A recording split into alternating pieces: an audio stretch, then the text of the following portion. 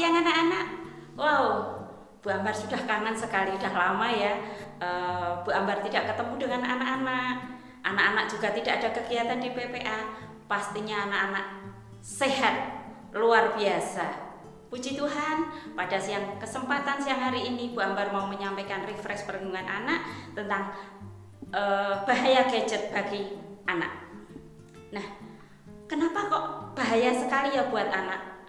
Ya, terlebih di masa pandemi seperti ini, penelitian di Bristol University tahun 2010 mengungkapkan bahaya penggunaan gadget pada anak dapat meningkatkan resiko depresi, ya, gangguan atensi, gangguan kecemasan, kurang atensi, autisme, kelainan bipolar, dan juga psikosis dan perilaku bermasalah lainnya. Kok bisa ya? Ya, itu sangat bisa dan sangat mungkin sekali. Karena di masa pandemi ini anak-anak sekolah juga ada di rumah. Pastinya setiap hari tugas dari Bapak Ibu guru menggunakan gadget. Anak-anak tidak boleh keluar rumah. Anak-anak harus ada di dalam rumah. Itu pasti akan membuat anak-anak depresi atau stres. Kenapa stres? Ya karena tertekan ya. Tugas di sekolah banyak, di rumah masih disuruh-suruh, seperti itu ya. Kemudian ada efek sampingnya.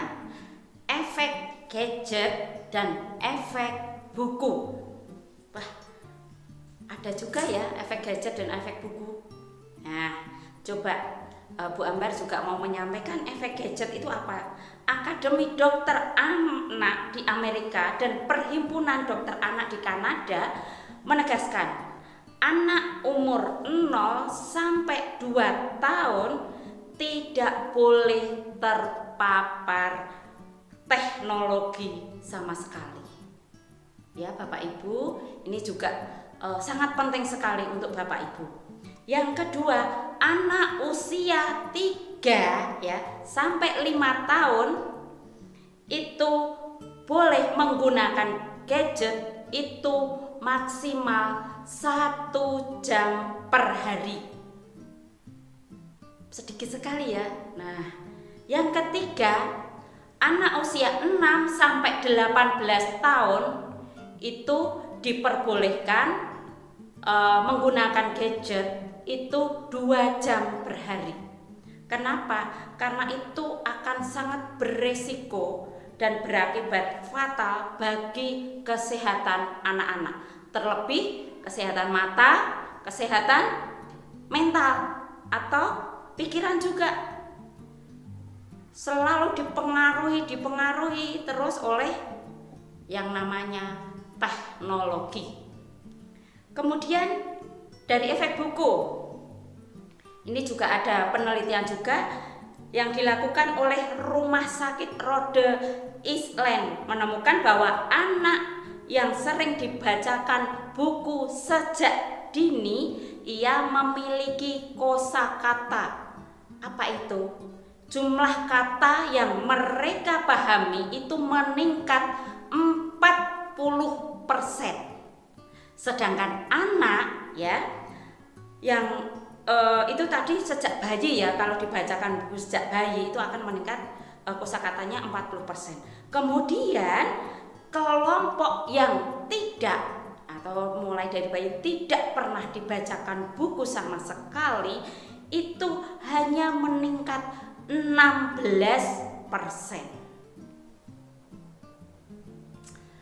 Bapak Ibu dan anak-anak ya, ada tanda gejala adiksi gadget. Nah, yang pertama tandanya fungsi hidup dasar yang penting seperti makan, tidur, perawatan diri, dan olahraga atau aktivitas fisik tergantikan oleh penggunaan gadget atau internet yang berlebihan.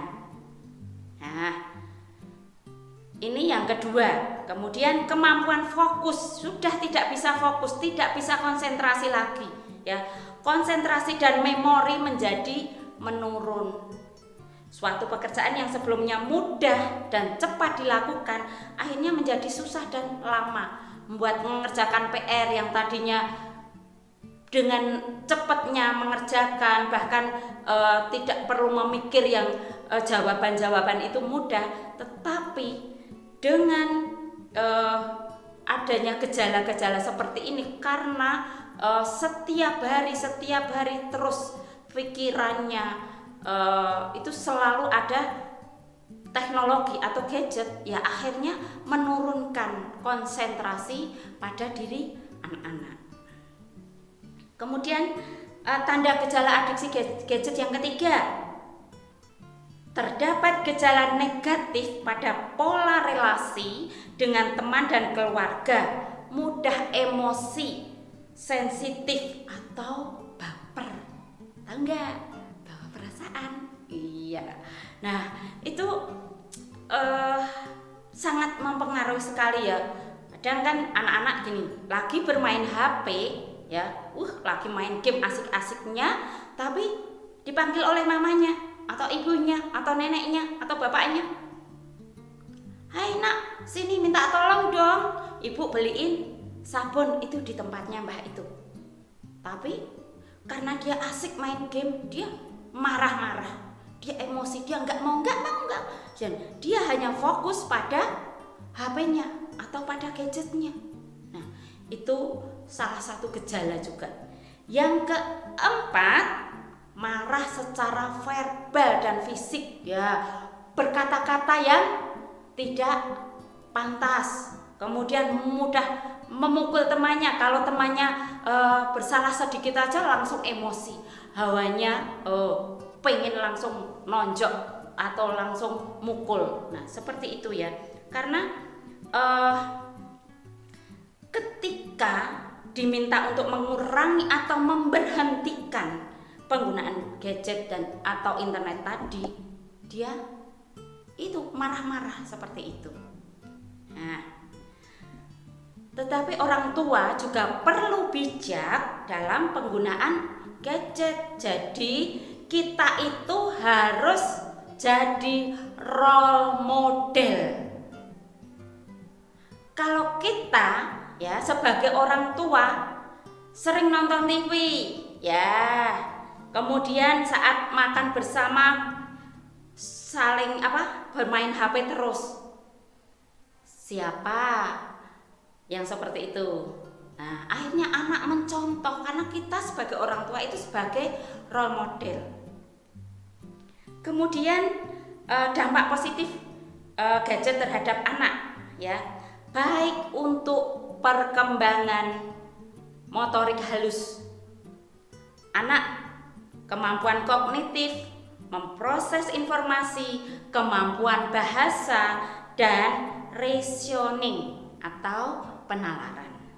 Nah, kemudian yang kedua, membantu anak dalam proses belajar. Jadi penggunaan gadget itu ada sisi positifnya, juga ada sisi negatifnya. Kemudian masih di sisi positif, bisa mempelajari hal-hal yang tidak dimengerti. Oh, ada Mbah Google, aku nggak tahu artinya ini bahasa Inggrisnya ini apa toh, aku nggak mudeng.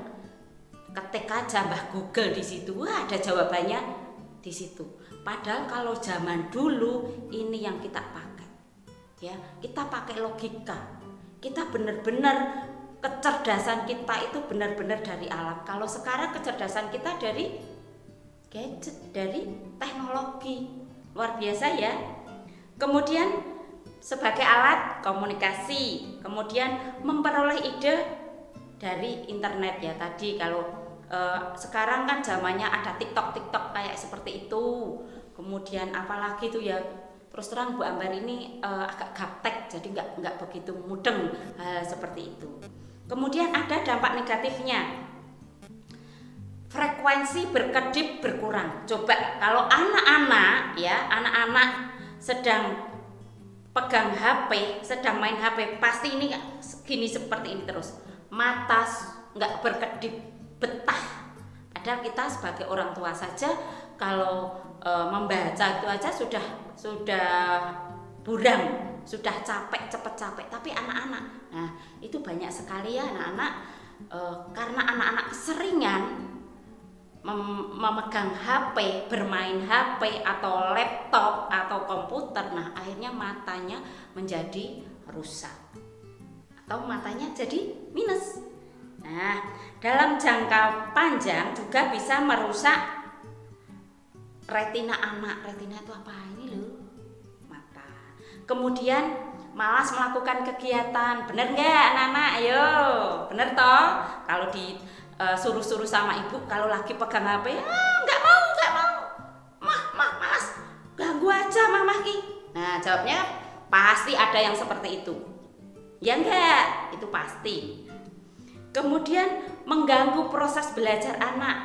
Kalau sudah bermain HP, pasti suruh belajar aja males, angel, kon sinau iki lho, abot dolanan HP. Suruh mandi, sulit juga, abot. Enakan main HP daripada aku mandi nanti seperti itu, belajar nanti seperti itu ya. Kemudian anak cenderung menjadi sosok asosial, jadi hanya diri ya, sulit untuk bergaul dengan temannya. Benar nggak? Coba anak-anak yang pernah anak-anak lakukan ya, Bu Ambar minta tolong ya, mulai sekarang kita harus mengurangi penggunaan gadget ya, karena sekarang itu anak yang sudah baru SD aja, baru TK aja sudah dibeli HP. Nah harusnya sebagai orang tua juga harus membatasi seperti itu ya. Kemudian orang tua perlu bijak dalam penggunaan gadget. Kenapa? Yang pertama, kecanduan, obesitas, agresif, kelainan mental ya. Kalau 0 sampai 2 tahun tadi belum boleh ya, belum boleh menyentuh gadget sama sekali. Tadi di awal sudah Bu Ambar sebutkan. Kemudian yang 3 sampai 5 tahun batasi penggunaannya hanya 1 jam sehari. Kemudian yang usia 6 sampai 18 tahun 2 jam per hari. Tapi tidak mungkin. Bahkan penggunaan HP itu akan menyita waktu kita. Tidak mungkin hanya 2 jam, apalagi 1 jam. Kalau sudah bermain game, kalau sudah membuka HP gini, gak mungkin kalau hanya 1 jam atau 2 jam. Tetapi kita sebagai orang tua saling mengingatkan. Anak-anak juga harus membatasi. Kenapa? Untuk kesehatan anak-anak sendiri ya. Selanjutnya membatasi gadget atau screen time pada anak. Ini buat orang tua juga ya. Kasih aturan kapan screen time. Nah, kita bisa kasih aturan seperti anak boleh screen time saat weekend saja. Jadi kita memberikan peraturan. Saat hari Sabtu itu boleh, hari Minggu boleh, atau pas hari libur. Nah, seperti itu. Buat peraturan seperti itu. Kemudian kita memberi alternatif. Nah, dorong anak untuk beraktivitas supaya anak-anak itu enggak hanya bermain HP saja, tetapi bisa ada aktivitas lain anak-anak ya. Ini terlebih ya usia yang masih kecil-kecil itu ya.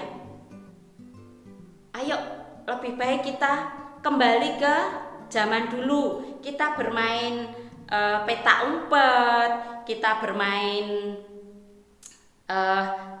engklek, atau kalau dulu itu dakon seperti itu masih permainan tradisional.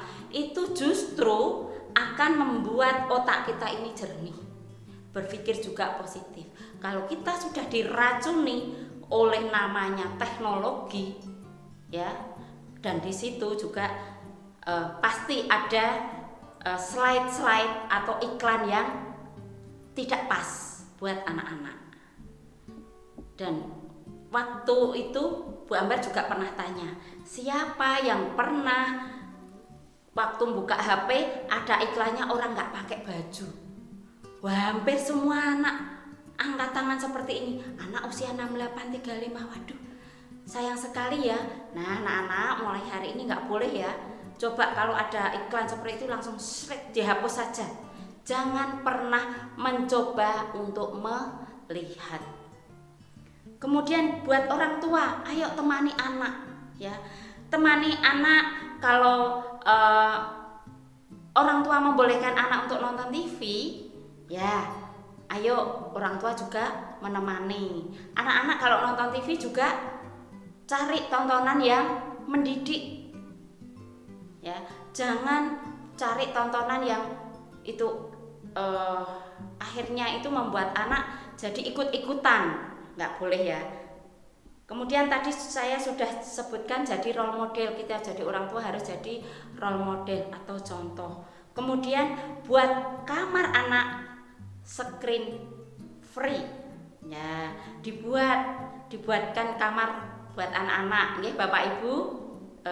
Ini meskipun refresh untuk anak-anak, tapi ini juga sangat baik juga buat orang tua karena ini juga berkaitan antara anak dengan orang tua.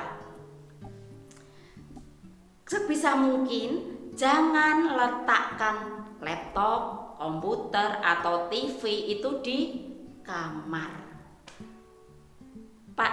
Taruh aja di ruang keluarga supaya saat kita menonton bersama itu tidak ada hal-hal yang tidak diinginkan. Orang tua juga harus mendampingi anak. Kemudian memberikan nasihat kepada anak, memberikan bimbingan kepada anak. Kemudian ada perubahan ekstrim. Kalau anak sudah kecanduan screen time, berhentilah berlangganan TV kabel, berlangganan internet, kemudian hapus semua game di HP. Bisa enggak? Jangan sampai kita sebagai orang tua itu kalah dengan anak, diatur oleh anak. Tapi zaman sekarang malah justru orang tua itu memfasilitasi anak ya dengan HP. Tetapi tidak didampingi, boleh difasilitasi tetapi harus didampingi. Jadi anak-anak dalam penggunaan gadget, dalam penggunaan HP, laptop atau komputer ini baik, sesuai, tepat pada sasaran. Kemudian untuk apa? Untuk belajar, bukan untuk hal-hal yang tidak baik. Nah, teman-teman ya atau anak-anak semua, ini yang Bu Ambar sampaikan. Jangan sampai ya anak-anak ini ya pikirannya itu dirasuki oleh game itu di dalam HP atau di dalam laptop ya. Kemudian di masa-masa seperti ini, masa pandemi, kesulitan dari orang tua juga. Wah, pulsaku habis, kuotaku habis, marah-marah, minta sama orang tua, sedangkan orang tua sedang tidak punya uang. Nah, apa nggak kasihan dengan orang tua? Nah, anak-anak yang baik, meskipun dalam kondisi seperti ini, anak-anak tetap jaga kesehatan ya. Jangan lupa tetap memakai masker kemanapun anak-anak keluar rumah. Oke, yang belum vaksin, ayo vaksin ya, segera vaksin. Yang nanti usia 5 sampai 11 tahun ini segera akan diluncurkan untuk vaksin usia 5 sampai 11 tahun. Yang 12 tahun harus semua sudah wajib untuk anak-anak PPA ya.